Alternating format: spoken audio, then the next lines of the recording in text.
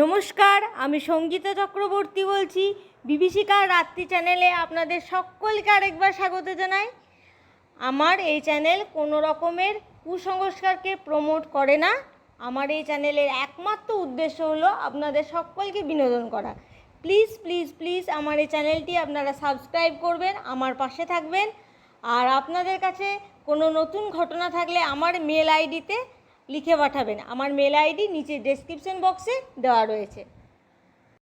চলুন বন্ধুরা, আজকের ঘটনাটির দিকে এগিয়ে যাওয়া যাক।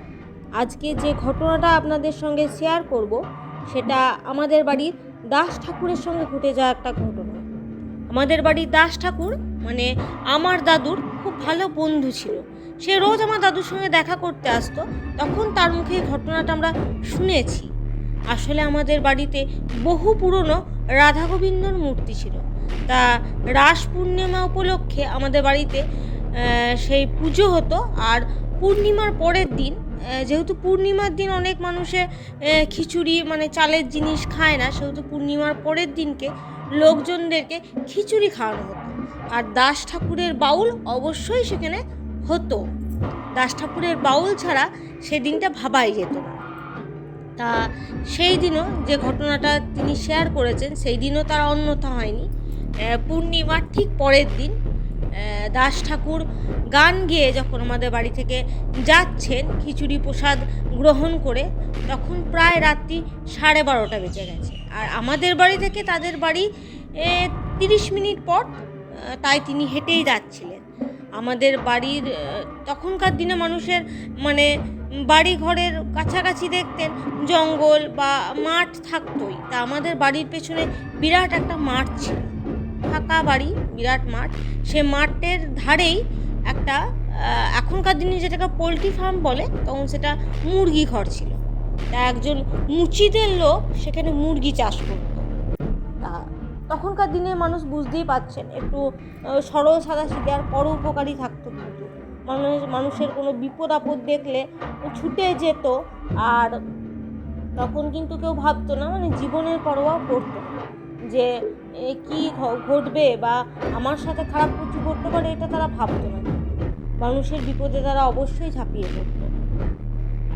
তা সেই মুচিদের লোকটির কিন্তু কেউ ছিল না।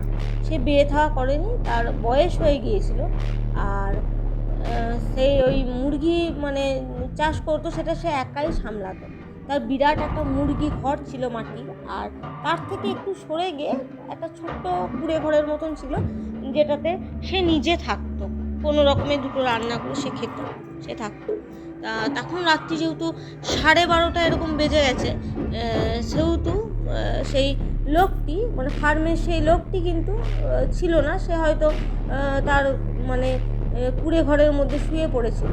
আর যেহেতু পূর্ণিমার পরের দিন ছিল, সেহেতু রাস্তাঘাট সমস্ত কিছু একদম ঝকঝকে কিন্তু দেখতে পাওয়া যাচ্ছে। তা দাস ঠাকুর যখন সেই ফার্মের পাশ দিয়ে পেরিয়ে যাচ্ছে মানে মুরগি ঘরে, তখন দেখে তার মুরগি ঘরের ভেতরে একটা সাদা মতন কি দৌড়ে ঢুকে গেল, মানে ভীষণ স্পিডে ঢুকে গেল। তখন দাস ঠাকুর মানে এত ভাবেনি। দাস ঠাকুর ভাবছে যে ওই লোকটা তো একা থাকে, কোনো চোর এলো নাকি তার মুরগি চুরি করতে, আবার মেরে ফেলবে কি না। মানে চোর, তখনকার দিনে চোররা চুরি করতে দেখলে আবার মানুষকে মেরেও দিয়ে যেত। যাই হোক, দাস ঠাকুর ওইখানেই মানে তার বাড়ির জন্যে, আমার ঠাকুমা যে ছিলেন সে তার বাড়ির লোকেদের জন্যে প্রসাদ একটু প্যাক করে দিয়েছিলেন। তা সেখানেই ঝোলাটা নামিয়ে দিয়ে, প্রসাদের ঝোলাটা, তিনি ওই পোলট্রি ফার্মের ভেতরে ঢুকে যান। পোলট্রি ফার্মটা কিন্তু বিশাল ছিল, চারিদিকে তাকিয়ে দেখে কেউ কোথাও নেই। আর পরিষ্কার দেখা যাচ্ছিল, যেহেতু পূর্ণিমার রাত্রি ছিল তাই জন্য। তা তখনকার দিনে বাড়িগুলো কিন্তু ঘরগুলো তো মাটিরই হতো, পোলট্রি ফার্মটাও মাটির ছিল। আর সেটা একটা কাঠের পাল্লা দিয়ে জাস্ট ঠেক দেওয়া থাকতো, যাতে মুরগিগুলো বেরিয়ে না যেতে পারে। বাইরে থেকে কিন্তু ভেতরটাকে পরিষ্কার দেখতে পাওয়া যেত, বা ভেতর থেকে যদি কেউ বাইরের দিকে তাকাতো সে পরিষ্কার দেখতে পেত। এরকম ফাঁক ফাঁক দরজাটা ছিল। তা দাস ঠাকুর তখন মানে পোলট্রি ফার্মের ভেতর থেকে একটা জোরে জোরে নিঃশ্বাস নেওয়ার একটা আওয়াজ পাচ্ছিল, আর মুরগির চিৎকার পাচ্ছিল। তখন সে বুঝতে পারে যে কিছু না কিছু এই মুরগি ঘরের ভেতরেই তাহলে হচ্ছে, হয় চোরে চুরি করতে এসেছে, না হলে কিছু একটা মুরগি ঘরের ভেতরেই ঘটছে। তাই সে ওই দরজার ফাঁক দিয়ে মানে চোখ মুখটা বাড়ায় আর কি। তখন সে যা দৃশ্যটা দেখেছিল দাস ঠাকুর, সেই দৃশ্যটা দেখার জন্য সে একেবারেই তৈরি ছিল। সে দেখেছিল একটা সাদা কাপড় পরা পাতলা মহিলা, যার শরীর একদম কালো কুচকুচ্ছে, গায়ের রং যেন মনে হচ্ছে অন্ধকার রং, আর পরিষ্কার দেখতে পাওয়া যাচ্ছিল যেহেতু পূর্ণিমা রাত ছিল, মানে অমাবস্যাকেও যেন হার মানায় এত মানে কুচকুচে গায়ের রং তার, চুলগুলো খোলা, আর সে একটা করে মুরগি ধরছে, গলাটা কাটছে দাঁতে করে, আর রক্তটা চুষে চুষে খাচ্ছে। এটা দেখেই দাস ঠাকুর বিভৎসভাবে চিৎকার করে ওঠে। চিৎকার করেই সে ওইখানেই অজ্ঞান হয়ে যায় আর গোঙাতে থাকে। তারপরে যখন তার জ্ঞান ফেরে তখন সে তার বাড়িতে তার চিৎকার শুনে ওই যার ফার্ম ছিল ওই মুচিদের লোকটি তাকে তুলে নিয়ে এসে তার বাড়িতে নিয়ে আসে। তার বাড়িতে নিয়ে এসে তাকে যখন জল টল দেয় তার বাড়ির লোক, তখন তার জ্ঞান ফেরে। জ্ঞান ফিরে সে যখন মানে ওই লোকটির দিকে তাকায় যার ফার্ম, তাকে বলে, ভাই তুমি বেঁচে আছো তো? তখন সে ফার্মের লোকটা বলে, কেন, আমার কি হতে যাবে? তুমিই তো আমার ফার্মের বাইরে পড়ে যেন কেমন গোঙাচ্ছিলে, তা আমি তোমার গোঙানির আওয়াজ শুনে তোমাকেই তুলে নিয়ে এলাম, তোমারই বাঁচার কথা নয়, তুমি আবার আমাকে বলছো যে আমি বেঁচে আছি কিনা, আমি দিব্য রয়েছি।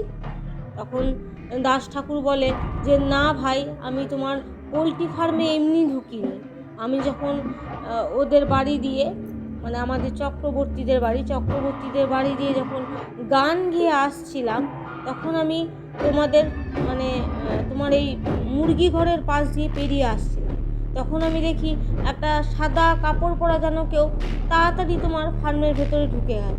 আমি ভাবলাম চোর বোধ হয়, তাই প্রথমে তোমার ফার্মের ভেতরে ঢুকি।